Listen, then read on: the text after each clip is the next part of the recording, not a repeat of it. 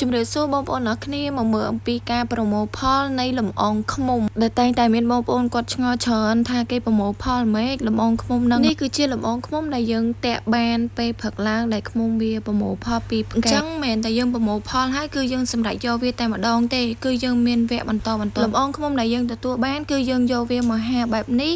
ដើម្បីឲ្យវាស្ងួតនិងងាយស្រួលក្នុងការទុកដាក់បានហើយនឹងយើងងាយស្រួលក្នុងការរើសកំទេចកំទីឬក៏ឃ្មុំដែលវាងាប់នៅក្នុងលំអងនោះរយៈពេលហាលំអងឃ្មុំគឺយើងប្រើពេល1ថ្ងៃដើម្បីហាសម្ងួតវាឲ្យវាស្ងួតបានល្អពេលខ្លះអាចឈានចូលដល់1ថ្ងៃកន្លះក៏មានដែរនៅពេលដែលយើងប្រមូលផលលំអងបានច្រើនអញ្ចឹងទៅលំអងយើងត្រូវការប្រើពេលវេលាដើម្បីឲ្យវាស្អាតបន្ទាប់ពីលំអងដែលយើងហានោះបានស្ងួតហើយគឺយើងយកវាមករែងដើម្បីយកកំទេចកំចេញពីវាយើងឃើញថាលំអងដែលរែងគឺស្អាតសម្រាប់លំអងដែលវាធ្លាក់ចុះនៅគឺជាកំទេចលំអងដែលទូចអញ្ចឹងពេលណាដែលយើងទុកកំទេចលំអងនេះនៅជាមួយលំអងល្អធ្វើឲ្យលំអងយើងឆាប់ខូចហើយយើងធ្វើការច្រកវាដាក់កំប៉ុងមកកំប៉ុងនេះស្មើនឹងកន្លះគីឡូ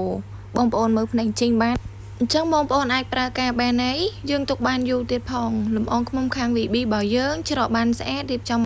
បើប្រើប្រាស់បានតែម្ដងអញ្ចឹងបងប្អូនមកចង់បានលំអងឃ្មុំអាចតាក់ទងបាននឹងឆាត